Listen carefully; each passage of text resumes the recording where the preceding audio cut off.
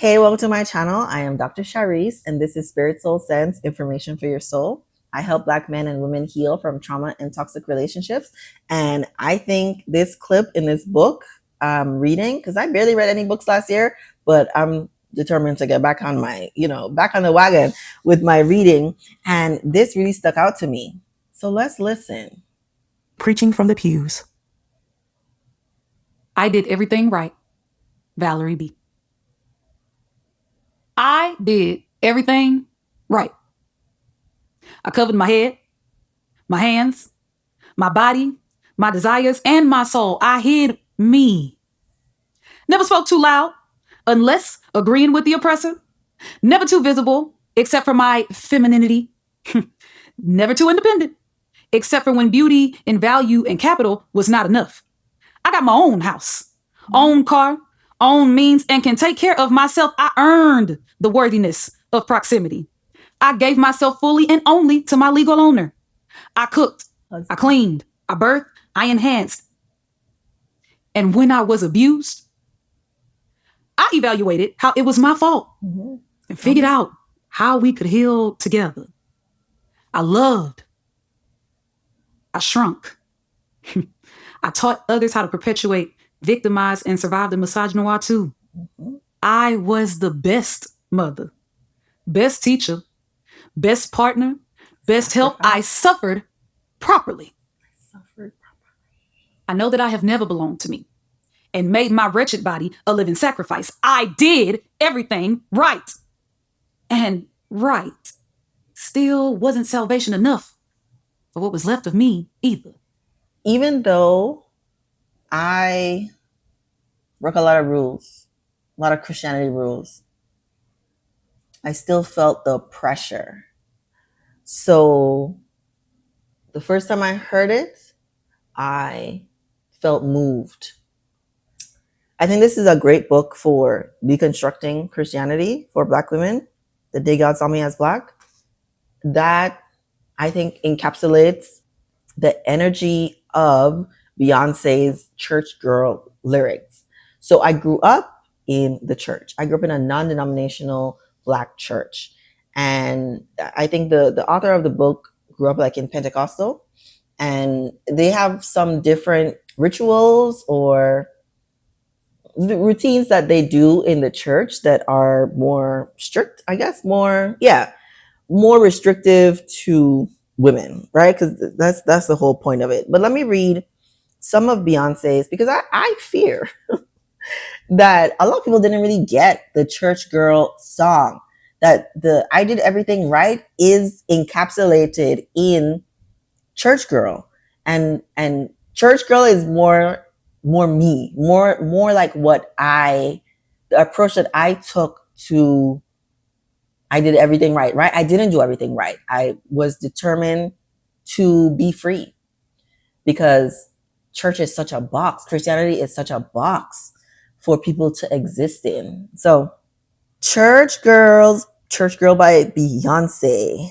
I've been up, I've been down. Feel like I moved mountains, got friends that cried fountains. Like when you are in community with women, I remember it's been so long since I've been in a group of women I didn't know really, really, really well. Like the only group of women that I really spend time with now are my sisters. I think I'm too sensitive now. I know myself too well now to just be in a group of women for like an extended period of time. Although I am going on like a girls trip in April with a bunch of women I don't know well.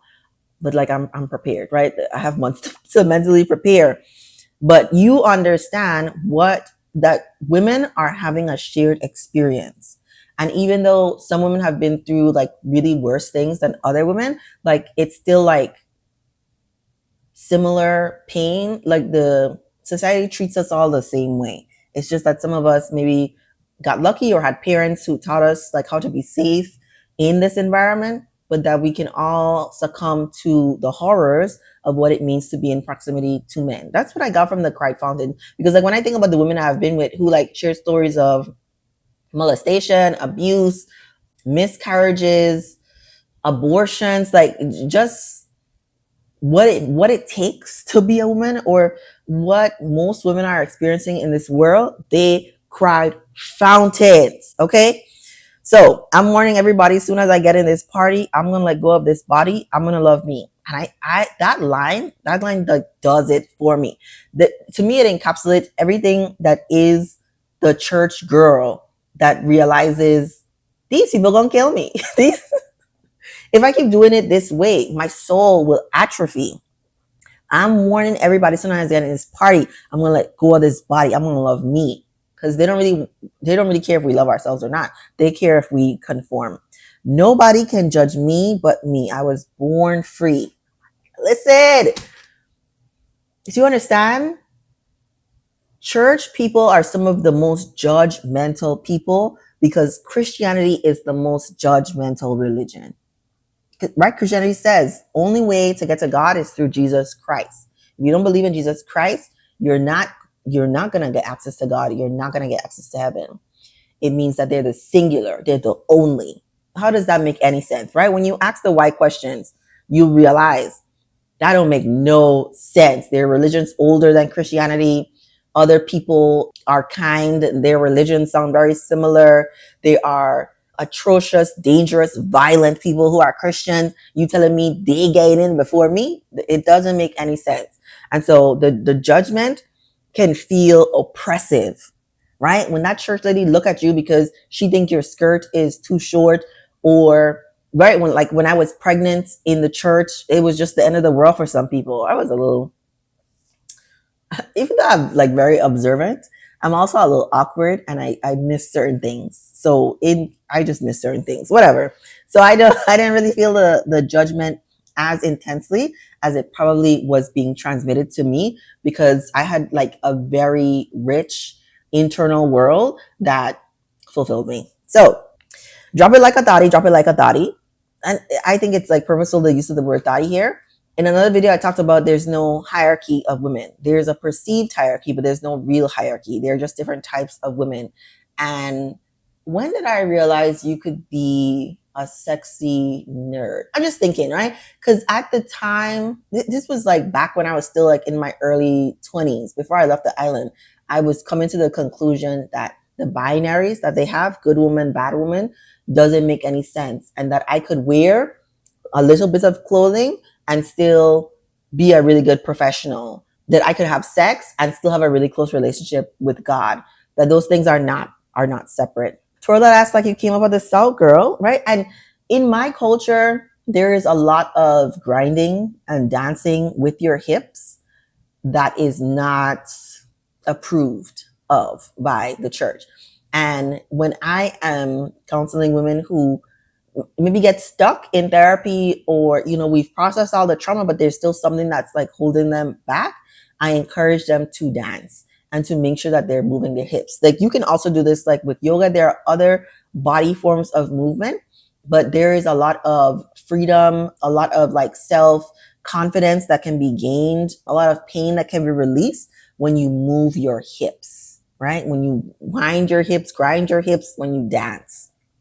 So yeah, you can be my daddy if you want to. You could take care of me if you want to. You can get excited if you want to. You can prove your love to me if you want to. Put your letters in the sky. Get this Emma Fallitted. She gonna take that ass and then pretty tickle bitties, right? She's going to be wild and free. And that's one of my favorite ways to describe myself, wild and free. I see them gray sweats. I see a blank check. It reminds me of like when I'm encouraging women to have some agency over their body, not look at sharing their body with a man as them giving something to them, like they're taking something from you, like y'all are having this shared experience. I feel like it's more empowering to think about how you are an active participant in this too, and there's nothing wrong with you wanting this. Yeah. Swimming through the oceans of tears we cried, like back to the pain of the reality of what it's like being a woman in this world, especially a black woman in this world, especially a black woman in America. Jesus Christ.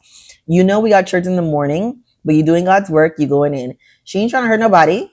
Is she? She's not. She's trying to live. But yet people are so offended by her mere existence. She's just trying to do the best she can, happy on her own with her friends without a man. Life is bigger than a man. You will not find salvation in a man. I promise you, you won't. You will not find freedom in a man. You find it in yourself. Little G God, you are God, okay? I'm warning everybody, and then back to Nobody can judge me. So get your acts up, get your map up, and then I'll back it up. I think it was so funny when she said, "Must be the cash because it ain't your face." Because I mean, Jay-Z is not the most handsome man. Okay, baby, do it, baby, spin it, baby, do it, baby, do it. Spin that cash a little harder, and she might let you dive in the water. Now, I don't take that as a like a prostitution. If you give me money, then you get access to my body. I take it more as you have to prove your worth to me before you get access to my presence. I think that's, I mean, a very protective way to live as a woman when men literally just want to siphon your energy. You glow, you resonate, your vibes are high, you have like ideas out the wazoo, and they just want to soak that up, right? Just being in your presence is a gift.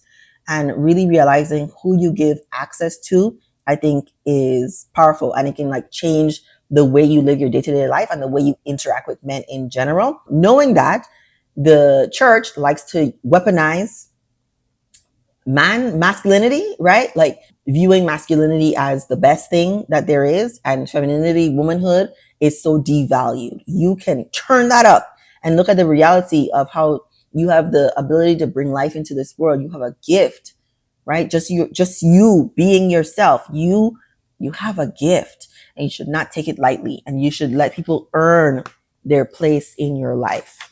This includes women too, but we're just talking about, the men or whatever. Let me see. Yeah, your purpose is not to labor for others, right? That's the purpose of womanhood, according to patriarchy. And the church is a part of the patriarchy because they continue to push the idea that women are lesser than men and need to be in their place. It's part of why the world looks the way it looks right now, because the men, the white, middle-aged, mediocre men, are angry that they're losing their place in their made-up hierarchy because women are refusing to have their kids. Women are prioritizing themselves over marriage and motherhood. And they just want things to go back to the way they used to be, where people were slaves for them.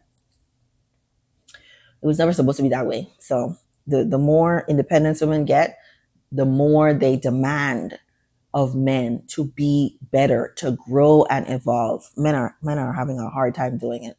So you will also not find salvation in motherhood, right? A lot of women feel like their purpose in life is, like according to the Bible that talks about be fruitful and multiply and all this stuff. I think we have enough people. If you really, really, really want to be a mother, cannot see yourself, your life without doing that labor of motherhood, then have a kid for sure. But really consider that if you're looking for motherhood to give you purpose and meaning, you are going to resent it because it will soak up your whole identity. It will leave little room for yourself to be a human, to be a person. And you probably will not be able to be the best kind of parent that you would like to be because you thought it would save you in some way or make life better for you in some way. And then you realize the day to day is just work. Kids are just work. Kids are stress buckets. They take. All they do is take. Your job is to give and to love and to nurture without receiving anything in return. Maybe they love you, but they have to love you. They don't really have a choice. In adulthood, the work you do in parenting them will show whether they really want to be a part of your life or not. And you'll get to see. Yeah, no one is coming to save you, and you are going to have to take control of your life. And I think figuring out those why questions, the reality, the truth behind why is Christianity this way? Why do they hate women? Right? Why do they treat women so poorly? And how can you exist in church? Because you can. Like, there is a way. There are different churches that are much more progressive than others. Like, if you want to go to church, you can do that. I don't. Well, I went to church like 2 weeks ago, but it was just to go. Like, it's not a regular part of my routine because the energy in a lot of churches is one of domination, brainwashing, right? They just want followers. They are not really equipping people to have a relationship with God or higher power or whatever you want to call it, nature, whatever, love. People think that they're going to go to church and it will like magically fix something in their life because they feel so lost. But like one of the best things you can do is to meditate, honestly, or, do a guided meditation. That will impact your life in a much more healthy way, in my opinion, than going to church every Sunday. So let me know what you think in the comments. Please like, share, hype the video, subscribe to my channel if you have not already, and thank you for watching.